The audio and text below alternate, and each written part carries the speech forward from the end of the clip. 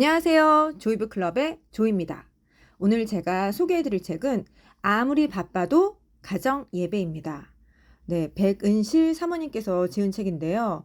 네, 저는 수요 예배 때 가정 예배 관련된 책을 목사님께서 추천을 해주셔서 한번 읽어봐야 되겠다. 네, 그래서 된 책인데요. 첫 장부터 정말 쇼킹해서 교회를 다니신 분이라면 말씀 구절이 낯설지가 않아서 금방금방 읽히실 것 같아요. 네, 첫 번째 사모님의 그 어린 시절 정말 쇼킹했는데 위에 오빠가 있고 둘째로 이제 백은실 사모님이 태어났는데 오빠가 있음에도 불구하고 아빠가 아버님 되시는 분이 네, 아들 욕심이 많으셔서 네, 차별이 좀 심하셨더라고요.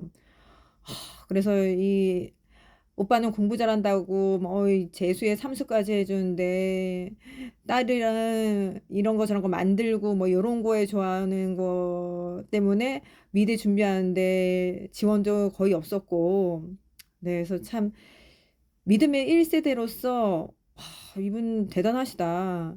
저도 우리 자매들도 1세대로서 이런 비슷한 거를 이렇게까지 겪진 않은 것 같아요.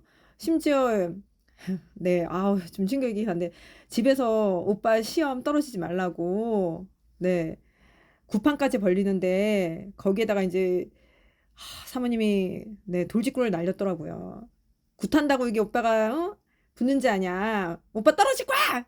네, 근데 진짜 떨어졌더라고요. 네. 그래서 저는 이렇게까지 네, 대항하는 힘은 없어가지고 그런데 우리 막내는 참 대단했던 게 저랑 제가 어학연수를 가 있을 때 네, 저도 제가 벌어 갔습니다. 네.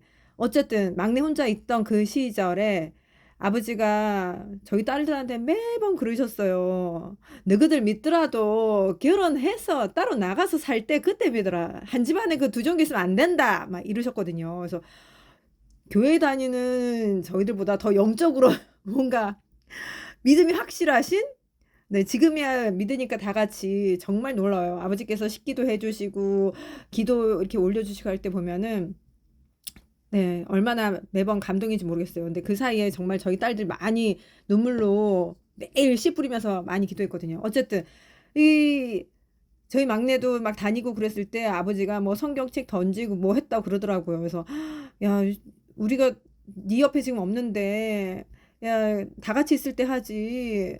아우, 얘 진짜 강심장이다. 얼마나 힘들까 그랬거든요. 근데 그때 걔 생각이 나면서, 네, 1세대는 1세대 나름대로의 이 고난이 있는가 하면 지금 되돌아보니 그만큼의 은혜도 큰 것 같아요. 네.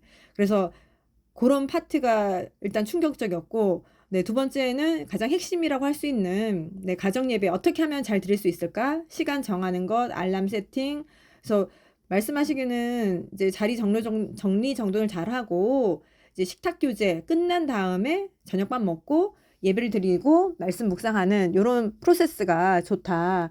그래서 샘플 하나 드신 거고, 각 가정마다 아침형이면 아침이 편할 수도 있고, 네, 점심, 저녁 다 다르니까 요거는 한번 보시고 가장 핵심 말기찬 말씀, 기도, 찬양 요것만 꼭 들어가면 괜찮을 것 같다라는 생각을 했습니다. 네, 어쨌든 그렇게 해서 노하우를 전수한 다음에는 네, 감사 예배 관련해서 또 이제 사모님의 개인적인 스토리가 조금 나오는데 참 쇼킹했던 게 아무래도 아이들이 네, 저는 자녀도 이렇게 넷이나 나오신 거 저도 넷 있는 가정에서 자라서 아는데 와, 우리 엄마 세대가 아니고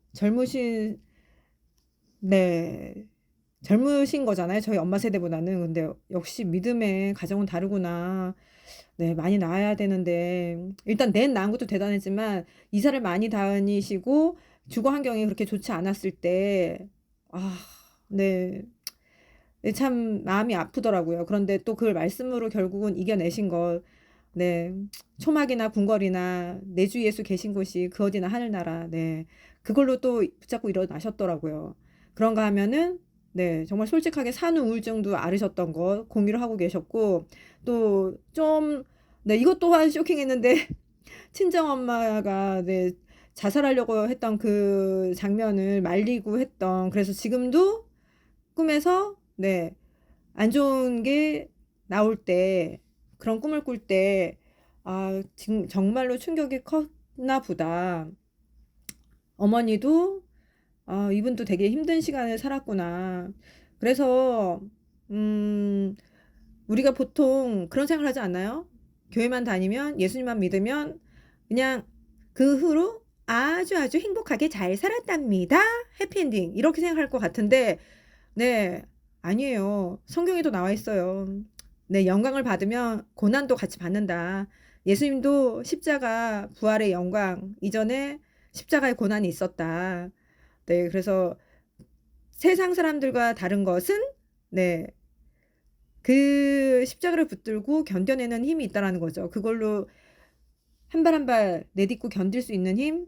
네. 그래서 다른 길로 빠지고 더 좌절하지 않는 게 아닐까. 네.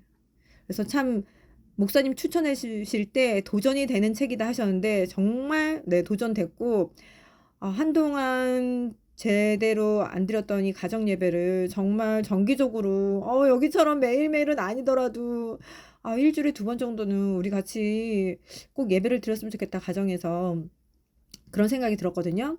그런가 하면 또 다른 거에서 하나 이제 도전은 아, 이 사모님과 이 목사님 커플은 게스트하우스에 대한 비전이 있으셨더라고요. 그래서 저는 이런 걸 별로 좋아하지도 않을 뿐더러 네, 어디 가봤자 뭐 거기가 거기고 돌아다니는 것도 별로 어릴 때나 젊을 때나 좋아했지.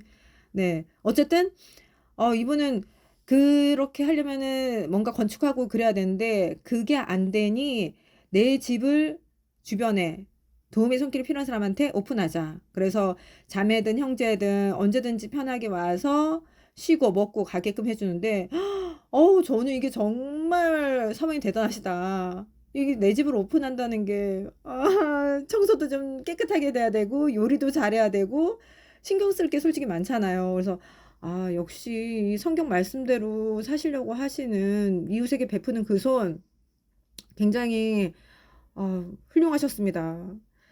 아, 전 정말 많이 더 부지런해야 될 것 같아요. 내 집, 내 하나, 내 몸 하나 하는 것도 솔직히 좀 어쩔 때는 귀찮을 때가 있는데, 어쨌든.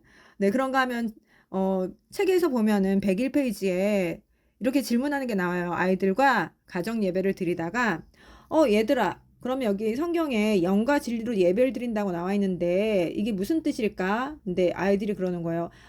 영은 성령님이고, 진리는 예수님이니까 예수님과 같이, 진리는 진리의 말씀이에요. 그래서 예배 드릴 때 성령님과 말씀을 붙잡고 기도해야 된다, 기도 예배 드려야 된다는 뜻이에요. 그래서 애들이 너무 똑똑한 거죠.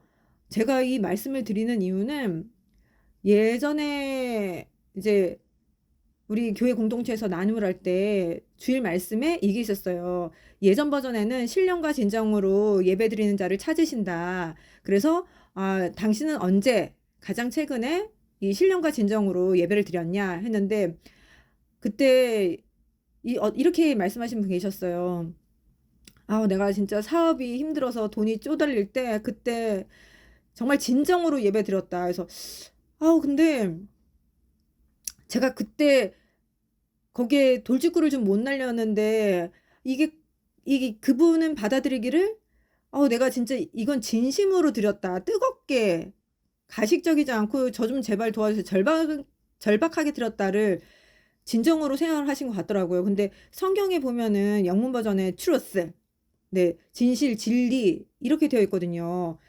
그래서 진심이 아니라 그래서 이분은 예배를 드릴 때 결국은 내가 성령님과 함께 그리고 예수님 우리가 지금은 죄에 대해서 정말 많이 둔감한데 음 예를 들어서 결혼식장 하나 가더라도 내 옷이 깨끗한가? 내가 지금 뭐 샤워는 깨끗하게 했나? 생각을 돌아보고 가는 것처럼 천국도 우리가 정말 그 좋은 곳에 내가 시커먼 마음 가지고 나쁜 생각 가지고 그 좋은 곳에 갈 수 없잖아요. 그러니까 결국 예수님한테 나아가고 예수님 제가 잘못했어요. 그러면 예수님께서 이미 십자가에서 죽으셨기 때문에 우리가 그걸 구하면 용서해 주시니 그 예수님의 피로써 우리가 깨끗해지고 하늘아버지한테 천국에 나아갈 수 있는 건데 그런 차원에서 예수님이 진리고 예수님이 곧 말씀이시기 때문에 그 말씀을 붙들고 예배해야 된다. 이거를 전해야 되는데 이분 또 혹시라도 시험 드시면 어떡하지 해서 차일피일 미루다가 아직 못 전하고 있는데 네, 이걸 딱 보는 순간 그래 신령과 진정은 곧 영과 진리로 예수님 붙잡고 말씀으로 드리는 게 그게 핵심인데 좀 언젠간 또 다시 정정할 기회가 있겠죠. 네.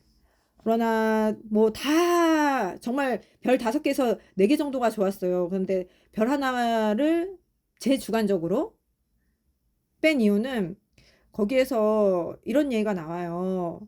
매일매일 가정 예배를 드린다고 하셨잖아요. 그래서 정말 그 대단한데 심지어 이제 시댁이나 친정 안 믿는 식구들에게도 갔을 때 가정 예배를 드렸다 하시더라고요. 그래서 처음에 굉장히 반발도 많았는데 나중에는 오히려 그 공간을 마련해 주고 네, 그랬다. 그래서 근데 읽으면서 약간 내가 아직 믿음이 약한가? 이렇게 하는 게 맞는 건가? 근데 또 한편으로는 뭔가 찜찜한? 그런데 그거에 대해서 약간의 해답 비슷한 걸 찾은 게 또 다른 추천 도서. 오늘부터 가정 예배에서 이런 얘기가 나오거든요. 그 책의 71페이지에 보면은 우리가 가정 안에서 아빠가 안 믿는 경우가 있을 수 있잖아요. 그러면 거기서 이렇게 나와요. 물론 죽었다 깨어나도 가정 예배에 참석하지 않는 비신자 남편들도 많이 있습니다. 그런 경우에는 아내가 어쩔 수 없잖아요. 직접 가정 예배를 인도해야 된다. 다만 가정 예배를 수행하는 방식이나 정신이 행여 쓸데없는 반감을 조장하거나 자녀에게 아버지에 대한 저기를 품지 않도록 조심해야 된다. 그래서 내가 찜찜했던 거는 이렇게 이 가정은 그 가정 안에서 원가정은 와서 예배를 드리면서 되게 좋지만 안 믿는 사람들은 솔직히 그럴 것 같아요. 쟤네 뭐야 너무 극성 아니야? 이런 반감이 좀 생기지 않을까? 그게 제가 별 하나를 뺐던 것 같아요. 그런데 뭐 잘 모르겠어요. 한편으로는 예배를 드린 게 그래도 드린 게 맞지 이런 생각이 들다가도 한편으로는 아 예배의 형식을 좀 더 봉사로 그때는 전환하는 게 또 필요하지 않을까? 네, 아이들은 할머니 할아버지 안 믿는 할머니 할아버지 이렇게 정말 고슬 같은 손으로 사랑합니다 건강하세요 안아주고 네 축복의 말들 많이 해주고 시동생이 저기 동서가 뭐 설거지를 안 한다 그러면은 오히려 내가 다 할 테니 쉬어 하는 요런 게 좀 더 믿는 사람은 힘들 텐데 저렇게 희생 봉사하네 그 힘이 뭘까 요렇게 나가는 전략이 좀 필요하지 않았을까 라는 생각을 한번 해보았습니다. 네, 그럼에도 불구하고 정말 책에 좋은 내용이 많이 있었는데요. 제가 선택한 책 속의 한 줄은 104페이지입니다. 네, 거기 보시면 104페이지에 이런 얘기가 나와요. 여러분들은 기도가 무엇이라고 생각하세요? 기도. 굉장히 홀리해 보이죠. 네. 네, 홀리한 것도 있지만, 네. 여기서는, 이러니까 더 홀리하네. 저는 이렇게 밑줄 쳤어요. 104페이지에. 기도는 내 뜻이 아니라 하나님의 뜻을 구하는 시간이다. 네. 그래서 다들 기도하기 싫어하나? 내 뜻을 관찰하기 위해서? 하나님의 뜻을 알면 내가 뭔가 희생해야 될 것 같아서 그러나? 네, 어쨌든 그래서 정말 항상 인생에 있어서 선택을 하려면 쉬운 걸 말고 어려운 길을 선택하라고 하잖아요. 네, 그 어려운 길을 예수님과 함께 간다면 쉽게 가지 않을까 생각해 봅니다. 네, 지금까지 아무리 바빠도 가정 예배를 살펴보았는데요. 네, 도움이 되셨나요? 그렇다면 오늘부터 가정 예배 같이 해볼까요? 날짜부터 정해야 되는데 어쨌든 지금까지 조이북 클럽의 조이였습니다. 책이 궁금할 땐 클럽으로 오세요. 조이북 클럽.